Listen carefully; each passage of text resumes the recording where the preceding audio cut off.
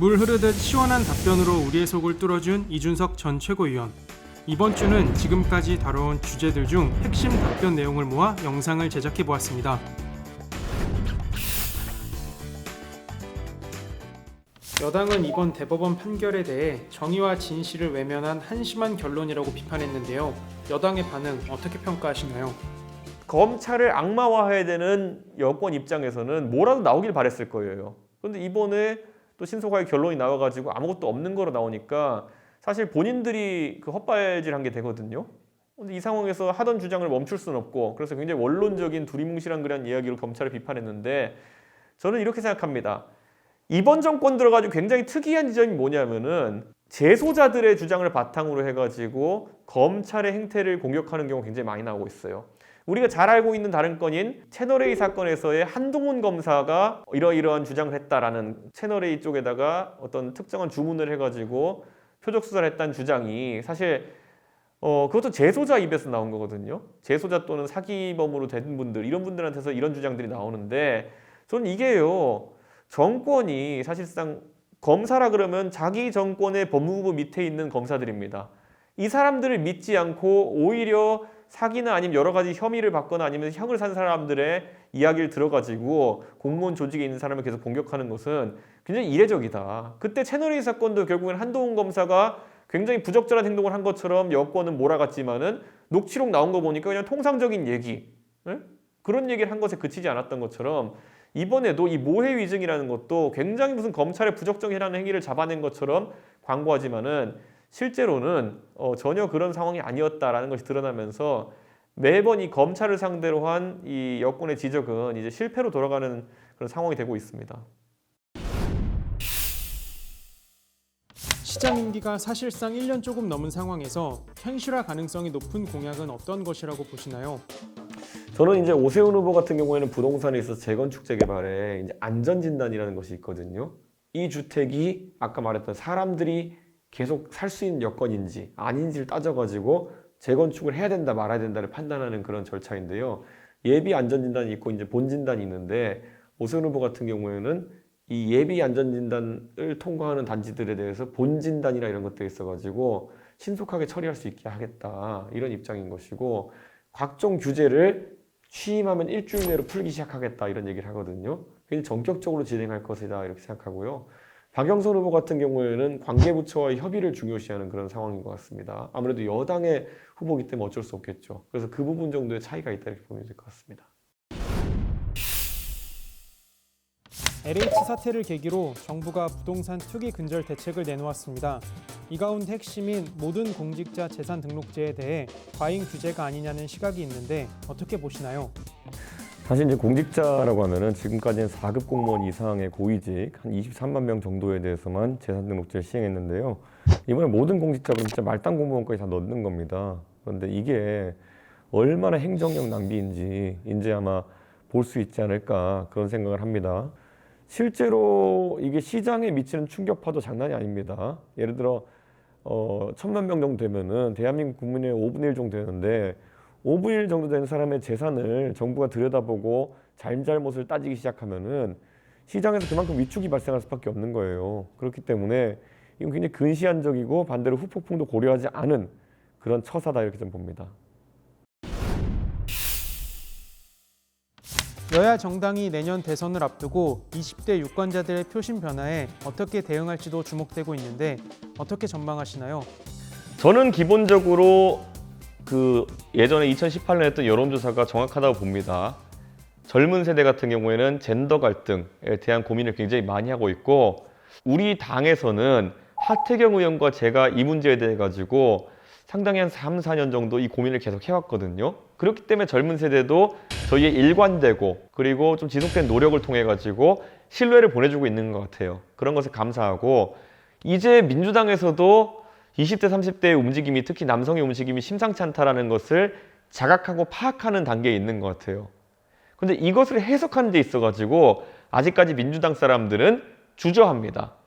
본인들도 바보가 아닌 이상 알 거예요. 페미니즘과 그에 대한 반작용, 그리고 젠더 갈등이 중심에 있다는 것을. 그런데 이 사람들은 아무리 밖에서 그런 지적을 해도 본인들 입으로 그런 말을 하지 못합니다. 왜냐하면 지금 당의 주력, 주류를 이루고 있는 인사들 중에서 그 페미니즘 운동의 핵심에 서 있던 분들도 있고요. 예를 들어 남인순 의원 같은 경우에 그렇죠. 그 외에도 이번에 선거 때 피해 호소인 3인방으로 보여졌겠지만은 이런 문제에 대해 가지고 떳떳하지 못한 분들이 많이 포진하고 있기 때문에 그게 갈등의 중심으로 올라가는 것을 굉장히 두려워할 겁니다. 그리고 문재인 정부의 공약 같은 것을 보면요. 이미 공언해 놓은 것들이 있어요. 문재인 정부의 장관이라든지 고위공직자 같은 경우에는 30% 이상을 여성으로 채우겠다 그랬어요. 그래서 지금까지 얼마나 많은 여성 장관을 탄생시켰습니까? 진선미 의원도 여가부 장관을 했고요. 그 외에도 기억나 유은혜 교육부 총리, 김현미 국토부 장관, 추미애 법무부 장관 이런 분들 다 유명한 정치인들이고 장관을 지내셨지 않습니까? 자, 근데 이분들이 성과가 그렇게 또 좋냐? 그럼 그렇지도 않아요. 정말 실력대로 인사를 하고 실력대로 뭐든지 할 수 있는 그런 어떤 문화를 정착시키겠다는 선언적인 발표가 있어야 되는 것이 아닌가 싶습니다. 지금 보면요. 창업진흥 프로그램에도 보면은 여성에 대한 가산점이 장애인에 대한 가산점보다 높습니다. 대여섯 배씩 높아요. 그런 것들도 사실 창업을 하고 싶은 사람들한테는 굉장한 장애물이면서 불공정으로 여겨질 겁니다. 창업을 잘하는 것이 여성이면 어떻고 남성이면 어떻습니까? 그런데 거기서 꼭 여성의 칸막이를 나눠야 되고 가산점을 줘야 되고 이런다고 한다면은 불공정일 수도 있겠죠. 저는 이런 것들에 대한 지적이 이제 줄을 일 것으로 보이는데요. 민주당이 지금까지의 그 스탠스대로 쭉 가게 되면요. 이걸 되돌릴 수가 없습니다. 그렇기 때문에 특히 민주당에서도 이런 조류를 잘 알고 있는 2030 젊은 의원들이 목소리를 내주시면은 저나 하태경 의원이 국민의힘에서 하고 있는 것과 보조를 맞춰가지고 좀 이런 균형을 맞출 수 있지 않을까 이런 생각을 합니다. 정부는 11월 집단 면역 달성에 문제가 없다는 입장인데 가능한 상황이라고 보시나요? 기본적으로 우리나라의 백신 수급이라는 것은 두 가지를 바탕에 두고 있습니다. 첫 번째로는 노약자 등의 위험군을 대상으로 해가지고 바로 해외에서 수입 가능하거나 기술 도입으로 생산이 가능한 외산 백신을 바탕으로 해가지고 이제 고위험군을 이제 접종하고요. 우리나라에서 현재 국내 기업들이 이상 뭐 이렇게 하고 있는 국산 백신들이 있습니다. 이것들을 최대한 빨리 생산해가지고 11월까지 집단 면역을 가능하게 하겠다가 지금 정부의 전략으로 보이는데요. 당장 지금 보시면은 중국 백신 이런 것들 보면 물 백신이다 이런 얘기 나올 정도로 효능이 검증되지 않고 효율이 떨어지는 백신으로 알려져 있는데 과연 우리나라에서 만든 백신들이 지금 실제 사용된다고 했을 때 11월까지 사용할 정도의 수준에 도달할 수 있겠느냐? 이것도 약간 지금 물음표거든요. 그래서 저는 우리나라의 자체 생산 백신에 대한 기대는 이거야말로 장밋빛 전망입니다. 가장 운이 좋고 가장 기술 개방의 속도가 빠를 때 우리가 이것을 활용할 수 있고 자칫 잘못하면 11월까지 또는 올해까지는 해외에서 수입되거나 아니면 해외 기술 이전으로 우리나라에 생산되는 백신에 의존해야 되는 상황이 올 수밖에 없습니다. 문재인 대통령은 이번 장관 후보자 청문회와 관련하여 무한주기식 청문회가 되는 청문회 제도로는 좋은 인재를 발탁할 수 없다며 투트랙 청문회를 제안하기도 했는데요. 어떻게 보시나요? 문재인 대통령께서 집권 1년 차에는 굉장히 강하게 힘주어서 말씀하셨던 것들을 많이 돌리시고 집권 4년 차 돼서야 합리적인 이야기를 하신다 이런 생각을 합니다. 왜냐? 선거에서 크게 졌거든요. 그래서 대통령께서 인사권을 이제 거의 발휘하기 힘든 상황이 되니까 청문회가 불편하다. 청문회에서 도덕성 검증에 해당하는 부분은 비공개로 하자 이런 말씀하셨는데요. 뭐 저는 동의할 수 있습니다. 대통령께서 말씀하신 대로 도덕성 검증 같은 경우에는 최대한 비공개로 진행하되 저는 여야 교섭단체에서 각각 동수로 그런 어떤 검증위원들을 추천해가지고 비공개 도덕성 검증이 끝난 다음에 항상 표결에 붙여가지고 임명 동의 여부를 결정했으면 좋겠습니다. 예를 들어 민주당에서 5명, 국민의힘에 5명 모여가지고 도덕성 검증이 끝난 다음에 이 사람이 통과되어야 되겠느냐 말아야겠느냐를 표결에 붙이는 것으로 무기명 투표로 이렇게 하는 것이 그러면 대통령께서도 하나의 본인의 그 임명 강행권을 내려놓으시고 국민의힘 입장에서도 공개적으로 이 소위 언론 플레이할 수 있는 기회를 내려놓는 그런 대타협이 아닐까 이런 생각을 해봅니다. 근데 그게 아니라 그냥 본인이 장관 임명하는데 불편해 죽겠다 그러니까 비공개로 하자 이렇게 하는 거는 국민들이 가만두지 않을 겁니다. 그래서 대통령께서 합리적인 타협안을 제시해 주셨으면 합니다. 현 정부와 여당이 보여주는 페미니즘 정책이 과도한 것이 아니라 오히려 부족하다는 입장에 대해서는 어떻게 생각하시나요?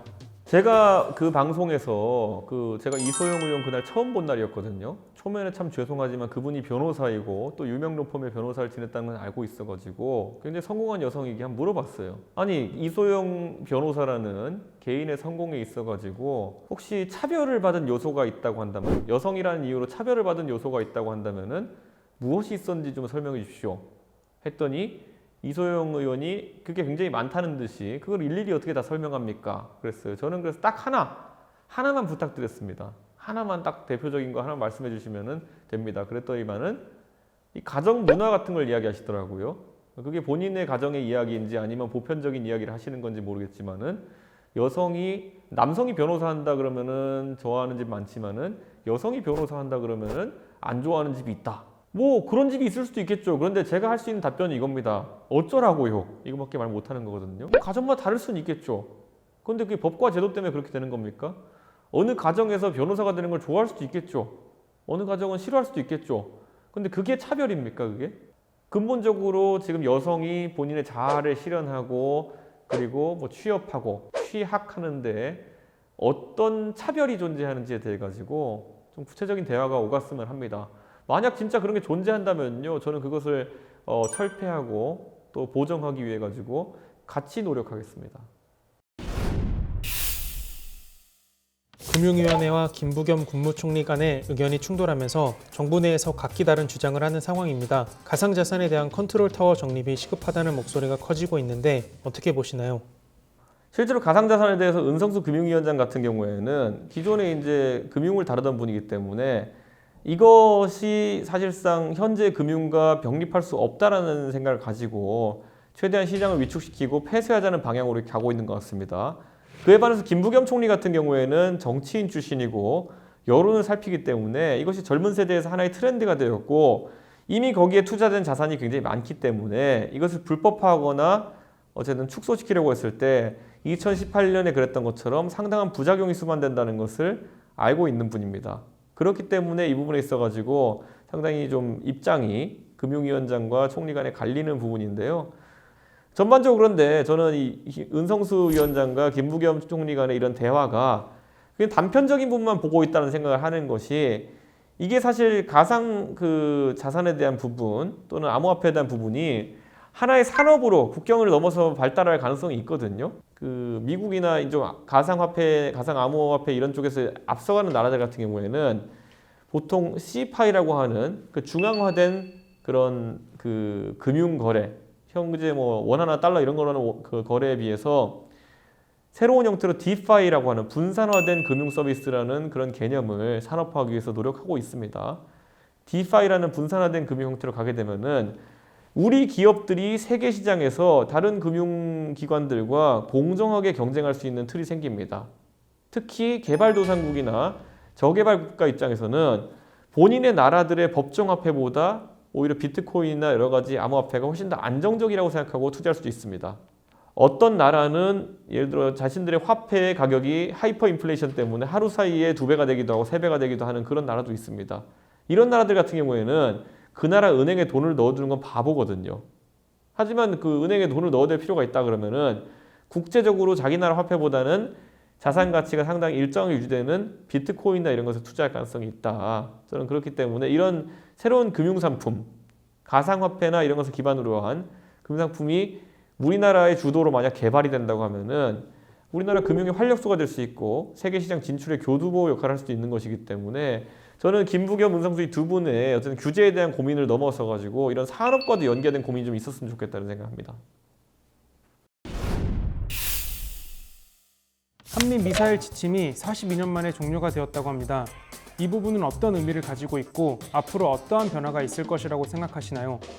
기본적으로 우리나라는 순항 미사일 같은 경우에는 제한이 없었기 때문에 계속 이제 개발을 해왔고, 근데 탄도 미사일 같은 경우에는 거리 제한이 있었고 갈수록 그 거리 제한이 늘어서 800km까지 쏠 수 있는 것으로 되다가 이번에 완전 없어졌습니다. 미사일이라는 것을 이제 저희가 자유롭게 개발할 수 있다고 하는 것은 글쎄요, 미사일의 직접 사정권 안에 들게 될 중국 입장에서는 상당히 부담 가는 이야기일 겁니다. 이번에 사실 우리나라가 문재인 대통령께서 가서 그 쿼드, 그러니까 호주, 일본 뭐 이렇게 그 인도 이렇게 참여하는 쿼드에 참여할 것이냐라는 말이 되게 많았는데 그것은 밝혀지지 않았지만은 어쨌든 이런 식의 중국을 둘러싼 대중국 포위망에 가까이 가는 것처럼 보이는 행동은 당장 이것 때문에 많은 사람들은 시진핑 그 주석이 그 문재인 대통령 임기 내에 방한하지 않을 것이다 이렇게 얘기하는 분들이 있거든요. 저는 뭐 중국의 부당한 압박에 대해서는 당연히 저희가 거부해야 된다 이렇게 생각하는 것이고요. 근데 앞으로 이것 때문에 문재인 정부의 외교가 우왕좌왕하진 않았으면 좋겠습니다. 문재인 정부의 외교 특성이 계속 중국 눈치를 보다가 특정 시점에는 미국 눈치도 보고 이러면서 양쪽에서 좀 부정당하는 느낌이었거든요. 이번에도 그렇게 되지 않을까 우려가 됩니다. 예, 이준석의 픽. 이준석의 픽 오늘은 모든 공직자 재산 등록. 그 장관 후보자들의 한미 정상회담에 대해서 알아봤고요. 혹시 부족한 점이나 더 보충해야 될 부분이 있으면은 댓글이나 다른 경로로 저에게 소통해 주시면은 보충해서 알려드릴 수 있도록 하겠습니다. 감사합니다.